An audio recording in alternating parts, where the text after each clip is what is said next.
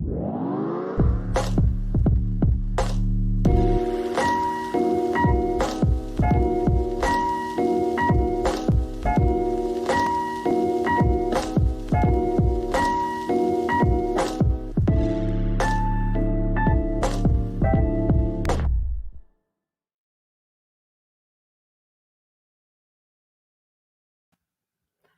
welcome to Domestika Live. I'm Micaela Higgs, and I'm part of the Domestika team.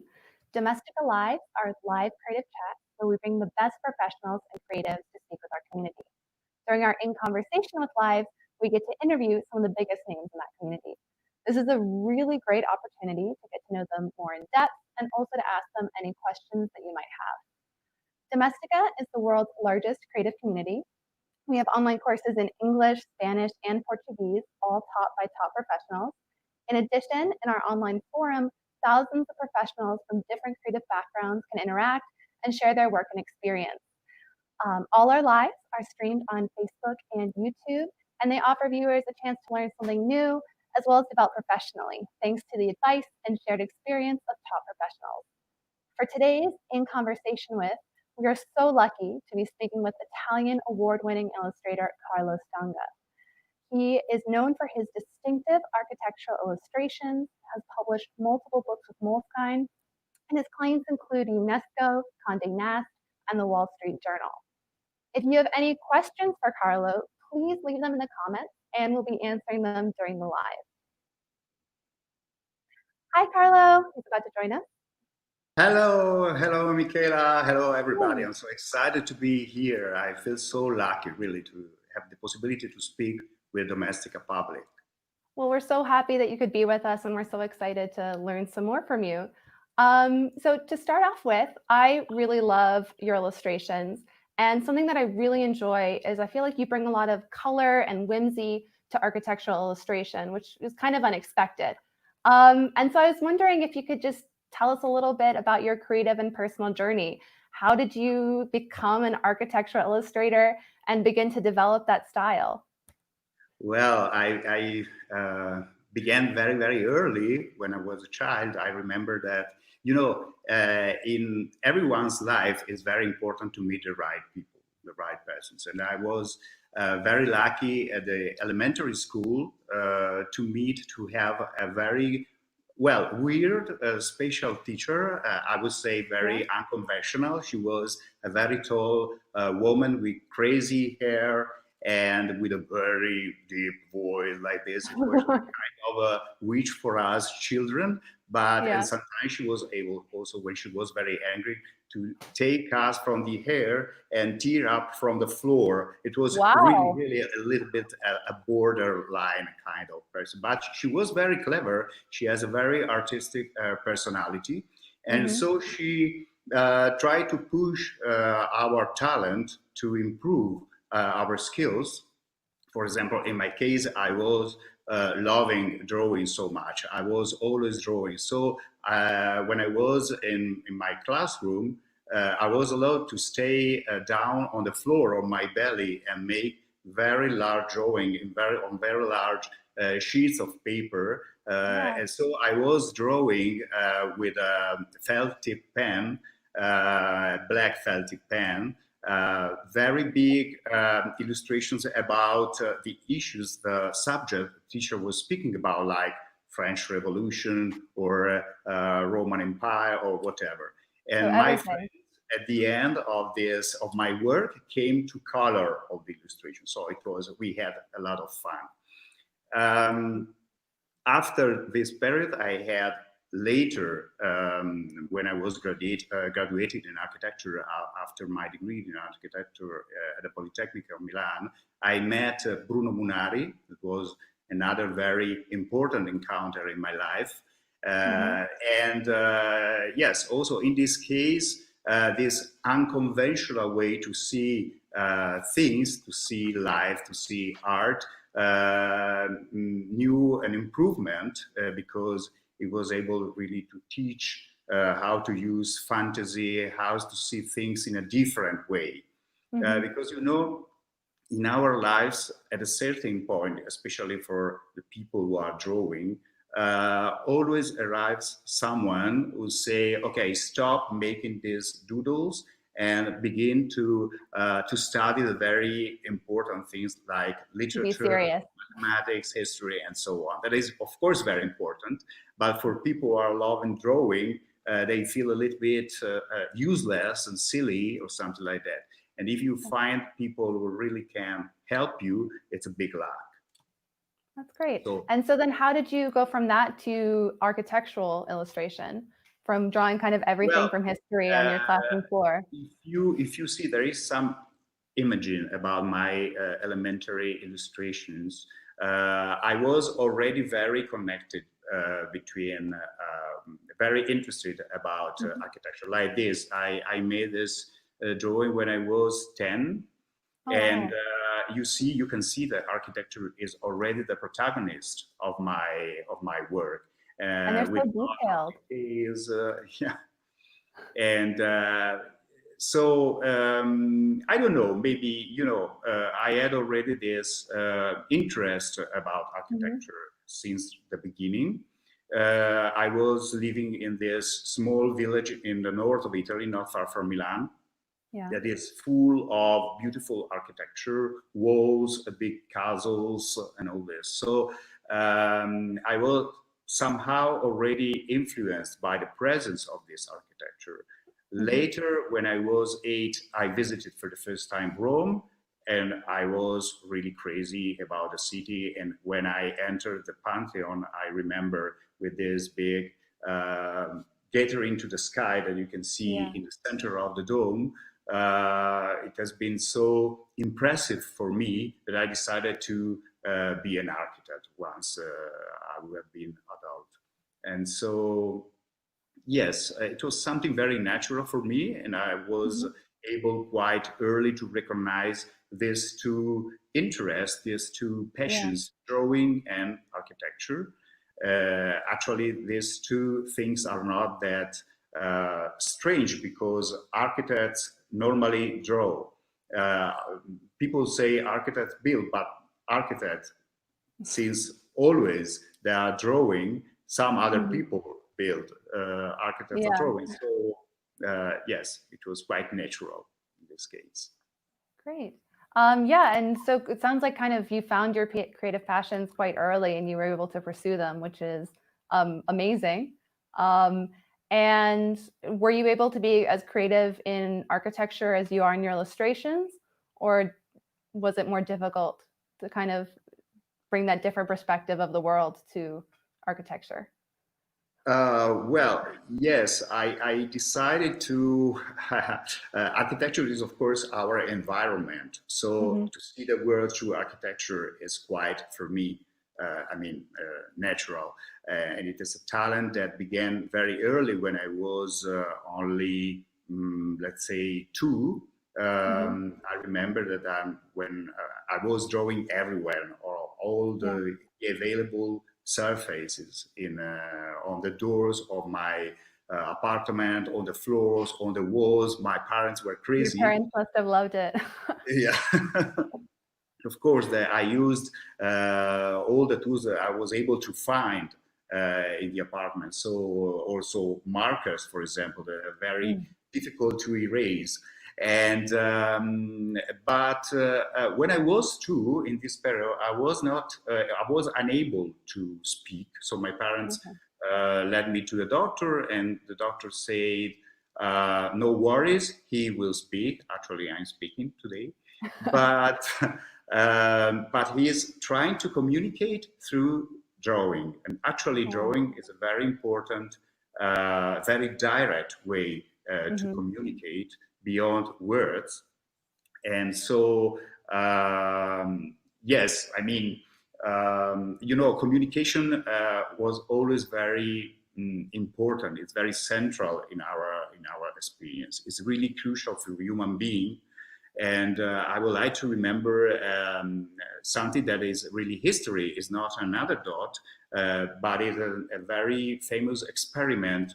Emperor of the Holy Roman Empire, about 800 years ago, Frederick II, made in Sicily, because he wanted to find out the natural, the original language, and the language that God gave to Adam, let's say. Oh, wow. Yeah, and so he decided to make really a weird and a cruel experiment, because it took a number of infants, of children. He gave these children to nurses, and he forbade nurses to communicate with these children. He wanted to see a natural language coming out from these children. So it was completely forbidden to interact with them using, even using hand gesture. Teaching languages, it was all forbidden. And this experiment ended with the death of the children. Because wow. it was incredible. Because really, for us as human beings, communication is basic, because through communication you can share your feelings, and these children were growing up without feelings, without love, without communication of love, the main most positive emotions.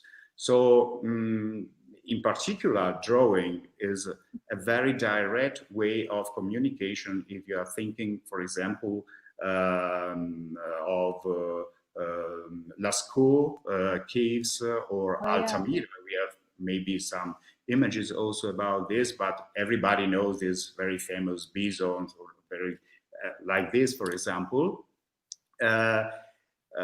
Since the beginning, prehistoric man used to paint these incredible masterpieces to communicate something mainly to gods.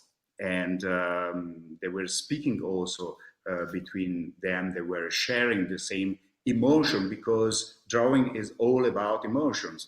They call this recently these incredible masterpieces like the Sistine Chapel of the prehistoric times, because they were really incredible works. And it's also very interesting, and it was a mystery, a very deep mystery for a long time. The question why this prehistoric man, with all the problems they had, like for example, they were prey more than predators, of course. Yeah, why they took the time. Yeah, most of the time, and they were creating these masterpieces in very deep caves, like 200 meters inside the earth, in the darkness. They weren't spaces they lived in? They weren't spaces they lived in. They had special spaces that they were decorating. Yeah, of course. And they were using, of course, fire to do it, but it was really an extreme experiment. Also, this very difficult. And then Maria Gimbutas, a scholar, an American scholar, about 20 years ago, after a long study, a long research, discovered that these prehistoric men were believing that Earth itself was a goddess, a big goddess, not a symbol of goddess, but really a goddess. And these caves were like the uterus of the god, the womb of the goddess. So because they have this particular shape, they are dark, they are humid. So the idea was to create these images, and the day after to find the same animals in the prairie or the savannah. So it was a magical kind of relationship with drawing that we can find nowadays also in the children. When children are drawing, they have a kind of magical approach. They want to show what they are feeling and what they are figuring out in their minds. And so everything is really unreal, like, I don't know, something that is very important, like the mother, for example, or the father are very big, are like giant in these drawings. So it's a kind of magical approach also in the childhood. Yeah, so do you think then that like drawing can help us kind of communicate things that other forms of communication or other formats might not let us share with other people? Like it kind of has this magical ability to communicate different ideas? Yes, I think there is also always this kind of character, and there's communication and sharing these feelings are so important. Nowadays, we see how successful, for example, are social networks, where we are posting images, drawings, photos, and we need to share it, to share with everyone, and possibly to have also a feedback. So this is very crucial for a human being. And yes, I think that it's really, I remember an episode when Goethe arrived for his travel to Italy. After he passed the border, he was looking at a beautiful view on a lake in Italy, but he was alone, and he wrote, what I was really unlucky. It was not possible to share with another, with a friend, with my wife, with someone, this beautiful view, that it will be lost. I cannot share it. So creating images and sharing, it's really preserving the beauty. Yeah, exactly. Oh, that's great. Well, we have a viewer question. So Aura Moreno says, hello, Carlo. Hi. I would like to know what's the process of including such a large amount of different objects into your drawings without losing the perspective of the main architectural elements? So do you do the main elements first and then fill it in, or how do you put all those together? It's for me, it's something very natural. I must say that basically I consider everything like a very rich object. The word is rich in itself. And so if you decide to look at an architecture, for example, and at the same time you consider the outline of the architecture, the main outline, the silhouette of the architecture, and then you can begin to focus more on every single detail of this architecture. Imagine, for example, of a Gaudi architecture. It's so full of details, but at the same time, this architecture has a very recognizable shape in general. So you have to keep always in mind these two different things. First of all, there is this general recognizable shape, and then you can fill these shapes with all the details. So it's possible to do it if you have in mind these two things and how they are combined together in harmony. The most important thing is probably to recognize the harmony in this very complicated architecture, because if there are good quality architecture, the harmony is really always present there. Yeah. And is that you, when you're looking at architecture, do you self-edit some of it? Do you kind of pick what details will go in to be harmonious? Or is it that you pick to illustrate locations that are already kind of harmoniously laid out? Well, you mean when I illustrate architecture, if I find sometimes some detail that is not so harmonious with all the rest, or I try to adjust it to make it more, well, it's more a problem of movement, because we are moving where we are in the street, in the middle of the city. So sometimes it is possible to look at the architecture on the right side, like when you find the right profile in the portrait of a person. Yeah, kind of your good side and bad side. Yeah, yes. But sometimes if you exaggerate a detail, it can be really interesting, because it's completely uncommon. And sometimes it's very interesting to see, to find out something that is completely uncommon. If you exaggerate just the detail of the architecture, of a particular building, it is very clear that it's impossible that is like that. It is only your decision to do, to focus more on this detail and to exaggerate, to enhance this detail. So it can be also funny sometimes. Yeah, so it's kind of, you can kind of create your own style by choosing what to exaggerate and play up. Yeah. And that kind of leads me, because we've spoken briefly before about your creative diamond, and I was curious if you could explain what that is, and also does kind of everybody have that same creative passion? Do you,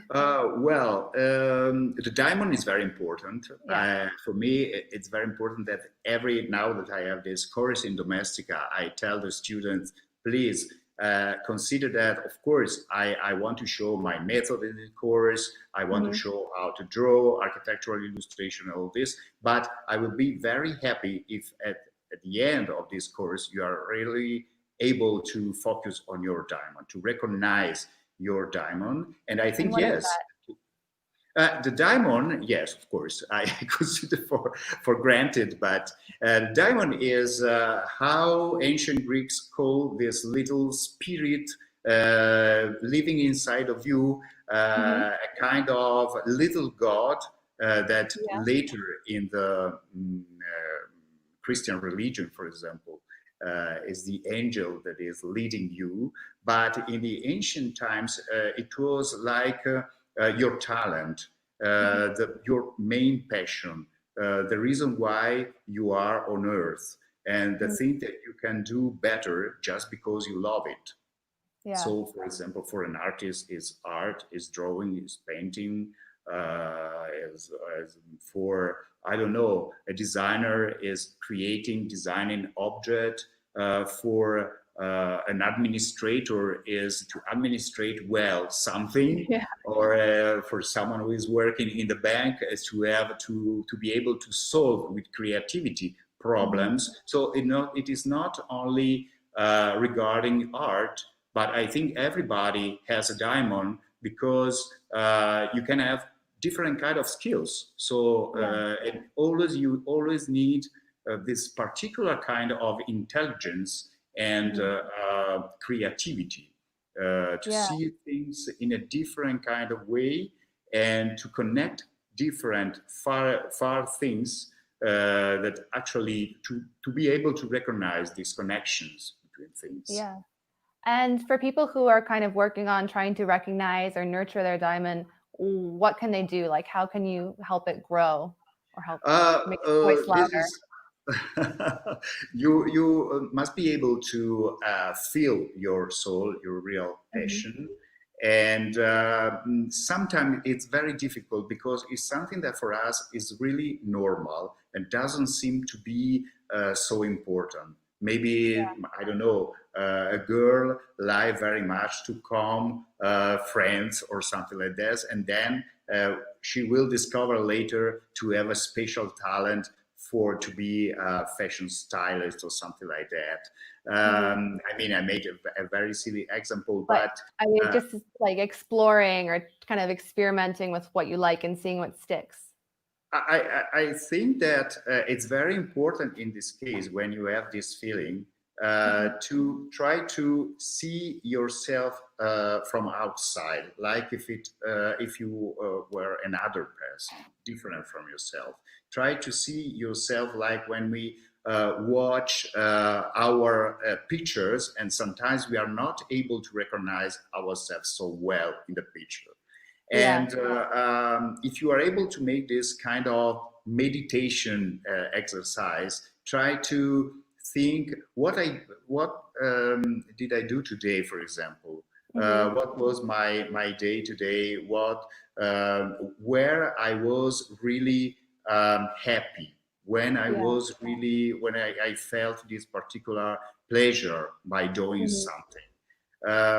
And maybe, of course, the idea about yourself is coming also from the other people, your friends, parents. People can say, oh, but did you realize that you are very good in this kind of field, in these things? And so you should put together all these suggestions and Mhm. try to understand better yourself. It's not so easy, and sometimes it is something that you do even every day. It seems to be so common, so normal, and you don't recognize it like as your real diamond.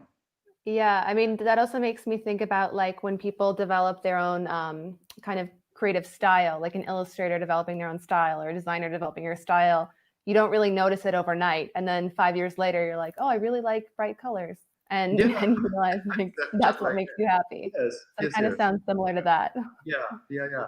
And you also have to look at other people who are doing Uh-huh. something and maybe you are very interested about these people, and you don't know why at the beginning, but just because they are doing just the thing you like, your passion, and these are the influences that you can have, especially in the creative person like artists. We always had a lot of influences that were very important in our life. For example, when I was drawing as a child, these very complicated illustration drawings that I've just seen before, I was influenced by artists or illustrator during that period.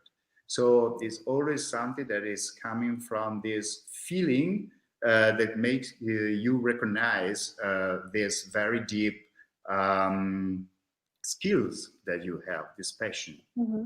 So yes, it's something very complicated. It's a mix of different feelings and experiences. Maybe you, I don't know, for chance, today is very easy to see on the screen in Google image, for example, to scroll and to find some image that is really hits you in a very strong way.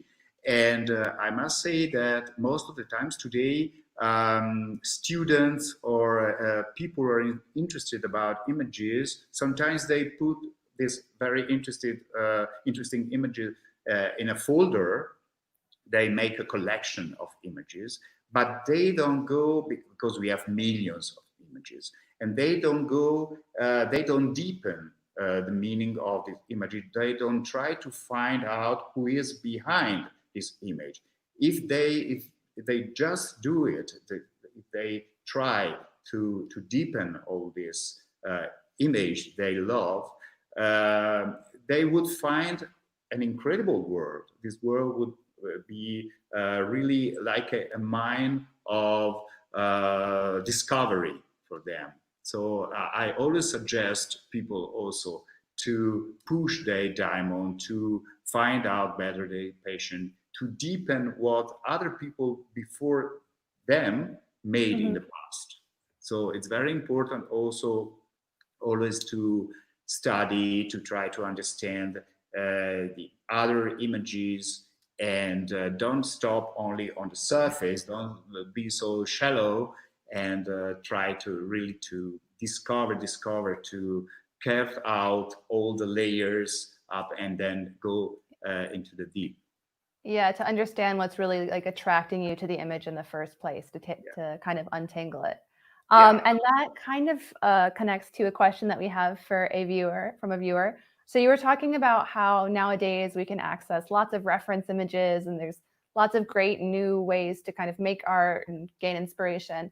And so one person asked, what's your opinion about drawing on an iPad or using other drawing tablets to illustrate? Oh, they are wonderful means. I like very much to make a mix between analog world and digital world. And I always begin from, for example, for a drawing on paper, and then I scan it, and then I put it inside a digital program like Photoshop, for example, and I mix these different tools. So iPad or computer or all these digital tools are amazing, and of course they can develop your creativity.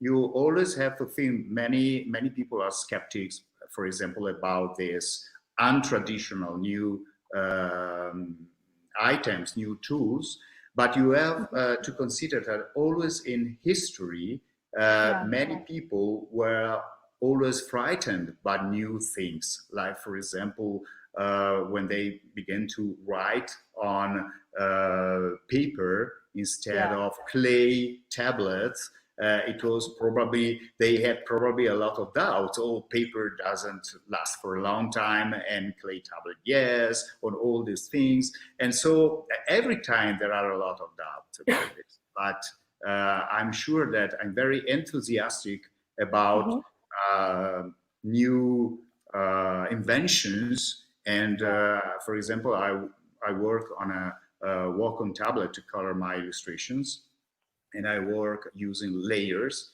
You can, if you make a mistake, you can go back. If you don't have to throw away whole work. And so I think there are a lot of possibilities. And what is very important, in my opinion, is always to know also the traditional way of work, the analog way of working, because all these new items are based on the same intuitive way you use in the analog world. So if you are already very good in the analog world, you will be ready for the digital world. In any case. Yeah. So, Yeah. yeah, That's so excellent. I'm very. And we have a few more viewer questions. So, Yeah. Amrita, I hope I said that right. Hi. Yeah. She wanted to ask, or they wanted to ask, do you have any objects or elements that you tend to avoid naturally while drawing? Or what kind of objects do you perhaps find challenging to illustrate? Is there something that you don't particularly like to draw? Something that she means something that is I try to avoid to draw, or because I don't like it, or maybe you hate, maybe pigeons are just really hard to draw and you're like, I cannot draw any pigeons in this square. pigeons. No, I like to draw pigeons. I don't like very much pigeons because we have too many pigeons in Italy, maybe in Venice, or anything. They are like in the Alfred Hitchcock film. The birds. Yeah, the birds. And so I don't know. I'm always very curious about drawing. Maybe I don't like very much drawing modern cars, because I think that nowadays cars are not very interesting, are not very beautiful, are more beautiful cars in the 70s, in the 60s, the ancient cars or things like this. I'm not very interested about that. I find them really anonymous somehow. I prefer bicycles. I prefer other means of transportation, but maybe cars. I never thought of it. I love drawing, for example, other items like drones that are so present now in our lives and are so funny, because I was always drawing as a child helicopters, a lot of helicopters with witches driving helicopters, but maybe these witches, they were like my teacher, I don't know. And The one who told you. Exactly. And so, well, it was better to fly with a drone than with my teacher cheering you from there. But yes, I think cars, actually. I don't love cars. So I was probably not a good car designer. Yeah, okay. Yeah. And a few other questions from viewers. So one of them is Simon, who says, every time I start an illustration, I hope to achieve the same kind of enchantment that we see in your work. But I often end up creating something I'm used to. So what could tempt you to try a fresh new style? I think it's kind of asking, how can you kind of work on creating something unexpected or something fresh in your work? What advice would you give to someone? This is very difficult because it's always important to focus on your influences first, because this happened in the whole history of art. Everyone had a maestro before, a teacher, and then it was able to develop his own style, beginning from this learning before. And then I think that it's very important to try to find your main characteristics in your style. When you draw, you can make a test to focus on the different drawings you did, and to find out some characteristic, some feature that continuously appears in all your drawings. Yeah. Can be 1 million different things. I don't know, but maybe you can find some kind of line, some kind of color, some kind of perspective, vision, and then you can begin to make an analysis about it and write down, these are my main features. And they are actually fresh. This is all just the final analysis. But they are fresh things because they are very natural for you as an artist. And so if you begin to recognize them, you can also try to improve them and keep them, recognize them as really the pillars of your style. So this is a first way to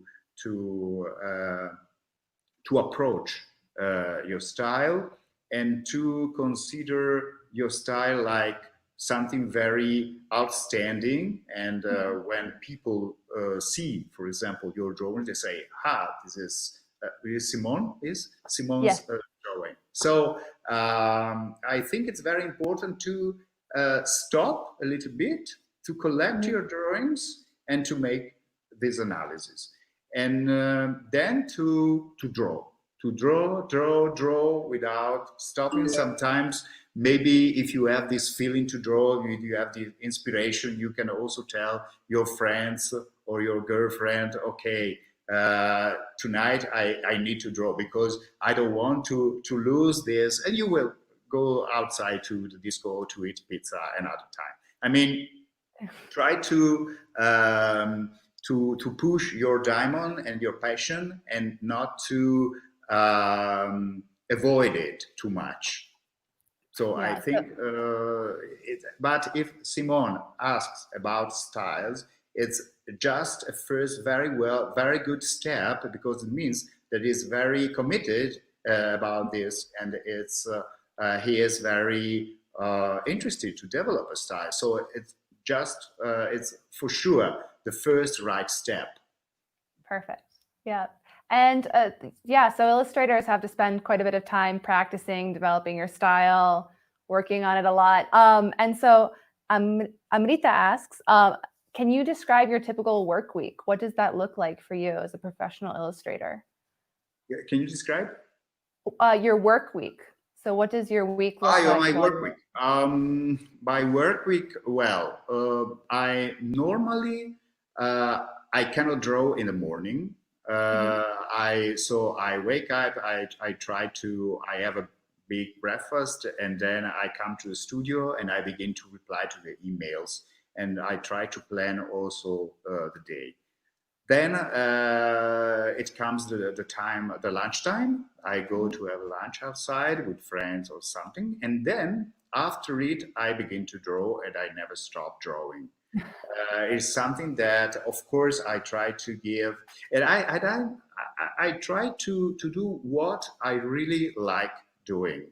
If there is something that I don't want to do and I don't have the right inspiration at the moment, I try to do it later when I will find the inspiration. So every day is more or less the same. So my week is like this. I can, if I have a big inspiration, I can go on in the night until 3, because it's very nice for me drawing during the night, because they never bother you with telephone calls or other things. You can go on in the silent night and draw as I do. Great. And I found a lot of inspiration during the And do you ever have a time where maybe it's really hard to find inspiration, or you kind of like finding a lot of projects that you just don't really can't move forward on? It's very strange, because you know this fear of the blank page that is very typical of many artists, and especially also for writers. This is very typical, and it happens sometimes also to me. And what you need to do in this case, in my case, for example, is to make a stroke, to make a line with a pencil, to begin to attack the sheet of paper, and not to be intimidated by it, but try to consider this blank page like the last of many layers, where there are all the other drawings you made before in your life. So this is just the last page, and you have to feel that this page is based on a very long experience. So it should be good at the end. You don't have to be frightened by it. But it's something that happens. I remember, I can tell about this famous Emilio Vedova, this Italian painter, who was professor at the Academy of Art in Venice, and he had sometimes to face this problem with students, because students sometimes in front of the white canvas was not able to begin. And so he went there with a big brush and he made a very energetic stroke on the canvas. And so it was like a shock for the student who began to draw after this. And there are many different methods. This is very violent somehow, but it was working. And so, sometimes you can have a lack of inspiration, but it can happen, for example, to go out for a walk, because walking is making you think in another way. You see other things. You are not closed in your studio. So there are many, many ways, but it's very normal that you have a lack of inspiration. It's not something strange or weird or rare. Excellent. Yeah, we all suffer from it. Omar also asks you, how do you dominate the perspective and vanishing point? This is very interesting, because you know that sometimes it's very important to break rules, and you don't have some pictures. Yeah, because the vanishing point is one of the typical rules that seems to be really natural, but they are not natural at all. The vanishing point, if you think well, is something that has been invented during the Italian Renaissance, and it was not existing before. And it's just, it means that you have to concentrate in one point, very far away, and you connect all the lines of the drawing with this point. People think that it is a real way as we see the reality, but it's absolutely not like that, because we are not being with an eye in the middle of our face like a camera. We don't have one vanishing point here. We have 2 points, and we are also not standing in the space, but we are moving. So we see the reality in a very complicated thing. So the vanishing point is just a convention. It's just a rule to dominate somehow, to masterize the reality. And it's like to be in a box or to have a window. You open this window and you have a frame around. All the Western paintings are based on this idea, the window. And during the history of art, later, artists, had problems with this vanishing point. So because it was like a jail somehow, like a prison. And so Picasso, for example, was able to find many vanishing points, many different points, or surrounding points. So I think to consider the vanishing point perspective is, of course, a very interesting, a useful tool. Is not difficult, because as you can go to attend to a Domestika course, for example, and of course there are a lot of professors who are speaking about the vanishing point. It is something, of course, very important. You have to only to learn it, and you do it. It's not, I don't see it very complicated. What is very funny is to go beyond the vanishing point and try to show things in a different way, and try to break this rule. And I don't know, for example, maybe there is an image of a Chinese print where you can see that in this case, in the Chinese culture, not in Western culture, exactly this one, you can see that in this case, there is no vanishing point, but it's a beautiful drawing. All the people are more or less, have more or less the same size, and also the buildings are like are seen like in a collage seen in different moments. So it's a problem of time. This city is lived in different moments, like by a painter who is walking through the city, and he shows different side of the city in different moments during a long time. So you don't need a vanishing point. Consider that most probably the vanishing point in the Renaissance, so this geometric study of point was one of the reasons why it was the weapons, fire weapons, were developed so well during the Renaissance because it was possible to hit a point by considering all these lines. So when you have a certain kind of vision like this vanishing point perspective, is a vision that make you see the reality in this particular way, not only in the pictures and the paintings, but in the whole culture where you are living. So it's very important also how to masterize this kind of rules. And if you are able to approach other kind of rules, you can see the reality with a different kind of vision. And this is, of course, an enrichment, and it's always very, very important for everyone. Yeah, that's really great. Yeah, I mean, that's one thing that I enjoy about your work. You have perspective, but it's not a perfect geometric No, line. It's exactly. more No. interest, more depth. Yeah, Yeah, it just kind of adds a personality yeah, versus just exactly. looking at a photograph might. Yeah. As I Yeah. say, you are moving, you are looking there, and so you are not like this, like a statue in front of a vanishing point. So Yeah. Great. And so we've talked a little bit about passion, so I kind of want to go back to that.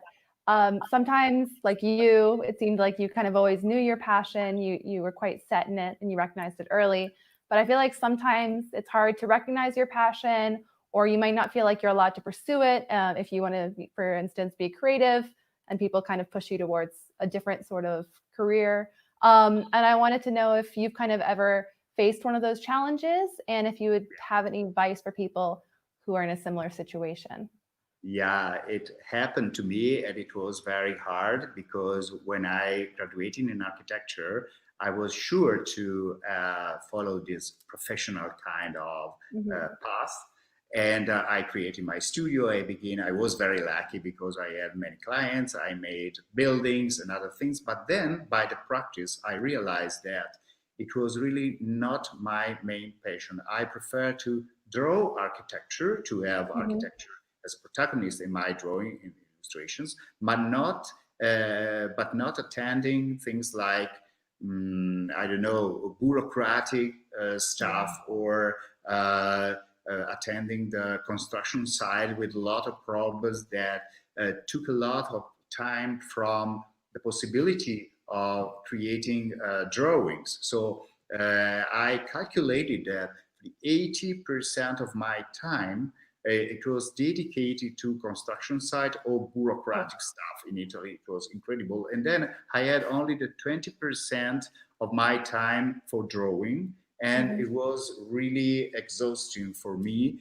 I decided to go to a psychotherapist. It was really, I was in a big crisis because I was not able to go on like that. And at the end, like a flash, I decided to merge together illustration and architecture, just because in the meantime I was always working as an illustrator in a parallel way with architecture. And my work as an illustration began to be quite successful at the beginning. And so I decided to do that, to be only an illustrator, but to make architecture, passion for architecture, live inside illustrations. So I was able to find out. But yes, it was a very big crisis. And when you have this crisis, you have always to think that, okay, I have to do something. I have to solve this problem in the best way. Great. So, so basically, advice would be kind of if you kind of feel uncomfortable or you're not being able to spend the time towards your passion, kind of taking a step back to look at it and see how you can try and incorporate it in your life, which connects kind of to a viewer question that we have, which was when you started out, how did you begin to sell your work? When I start out, well, I have everything in my mind immediately. Where something is really interesting, in general, I figure out everything in my mind. So I already have this image on this sheet of paper. I try to, and in general, I begin for a corner and then I go on. But with my imagination, I see the whole drawing on the sheet of paper. So maybe I make some line, more or less with a vanishing point perspective, as you know, not perfectly, maybe. And then or quite good, but I try to change it. And it is this grid where I'm drawing everything. But in general, I start from a corner on the right of the sheet of paper and I go on and I fill it completely. Oh, wow. And how did you begin to sell your work? When did you first kind of start making money from being an illustrator? Well, I began, well, I would say that I always, very early, I realized that people were very happy to pay me for my passion. It was a very big discovery. Very lucky. This is very nice. So I was working, when I was 18, I was working in an advertising agency, making sketches, making preparation sketches for drawing. And so I began to earn money there.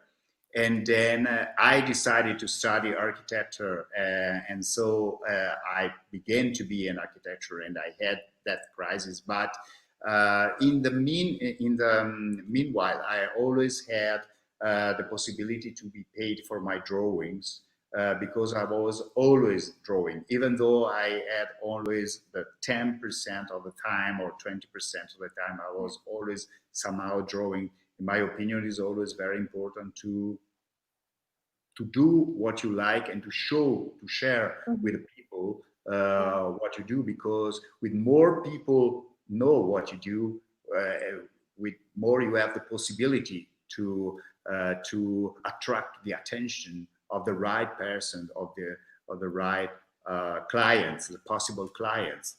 So it's very important also always to be to show your thing, because I know many students feel very unsafe. Many people feel very unsafe about what they do. Keep everything in the drawer, but it's very important to make a choice of the best things. You have to forget the bad things, of course, because just one drawing can destroy your beautiful portfolio. It can be a bad thing for your portfolio.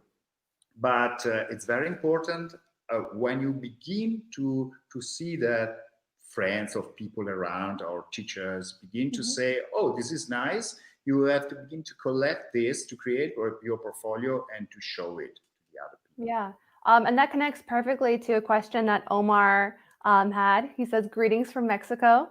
And he was asking how you promote your work, which kind of ties into what you just spoke about. But like, what platforms can people use? Should they try to approach galleries or just put things on Instagram, try and show people that they're making art? How would you suggest they approach it?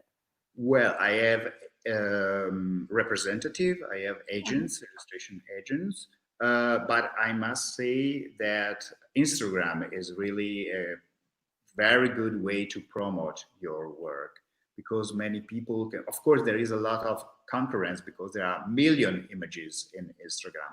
But if you are able to find your, let's say, fresh style, recognizable style, as we said before, these images for sure will come out better compared to the other. And especially if they are really unique, you can show that. I think that you are very lucky today as young guys, because you can use social networks a lot. And so they are a very good way to promote your work. Great. And I also have another question from Danny, who says, hello. Hi, Danny.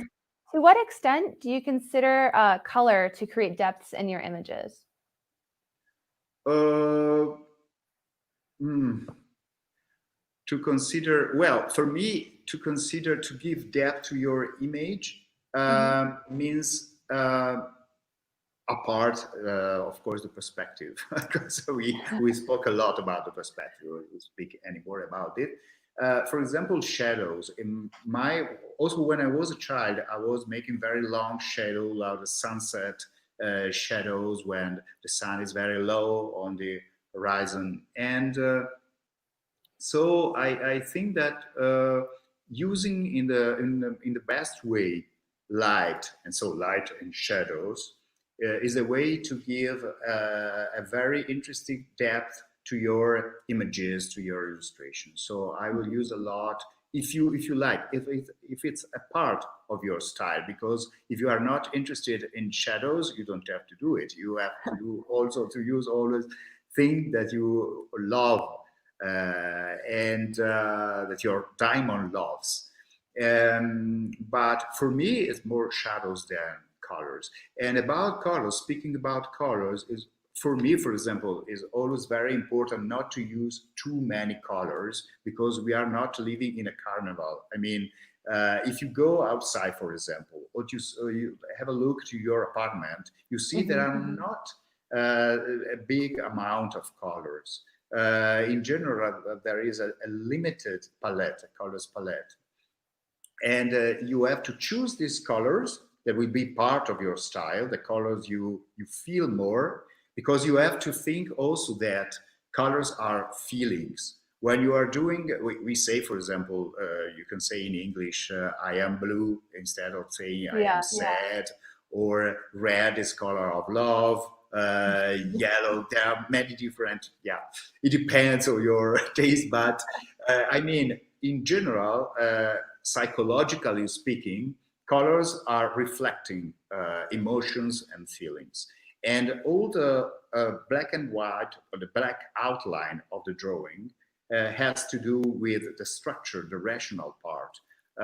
So colors are cannot be so many, because it means that you are probably crazy with all these feelings. Well, you have a kind, some kind of range of feelings. You are in a kind of balance, so in a healthy balance. So you don't have all this amount of feelings around you, but you have only your the feelings you are feeling, the emotions you are feeling in that particular moment that you want to communicate. Now, for example, we are happy, we are excited, enthusiastic. I hope we are not depressed or sad, and also jealous. And also, I mean, we have a range of things that is limited every moment. If you have all these colors together, there is something wrong. And we have one last question before we sign off from Simon. And it's, how do you decide where to cast the shadow?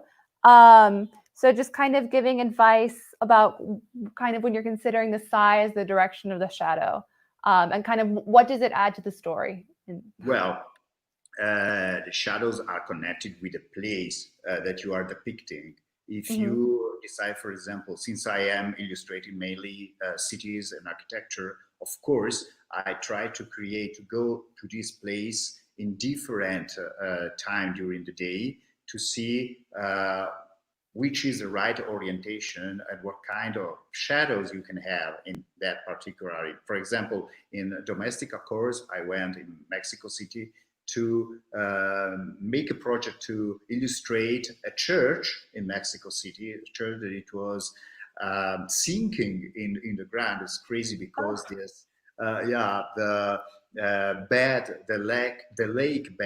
lake existed before the foundation of the colonial Mexico City by the Spanish people, is moving very much, is going into the ground. So this church now is 3 meters under the other streets level in Mexico City. So it must kind of create a bit of a dramatic shadow, I imagine, like a very distinctive. So, yeah, so also the shadows are changing because all the other buildings are upper than in the past compared to the past.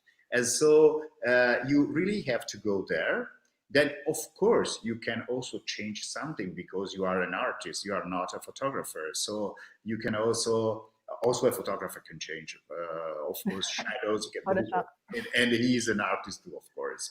But I mean, you can also change something. You can exaggerate also this, not only perspectives or details. You can also follow your feelings about this place and to enhance for example, the darkness of these shadows, of these blue or green shadows. Remember, the shadows are never gray; they tend to be more blue.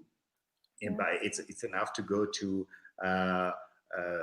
snowy landscape, and you will see that all the shadows are on the white are blue.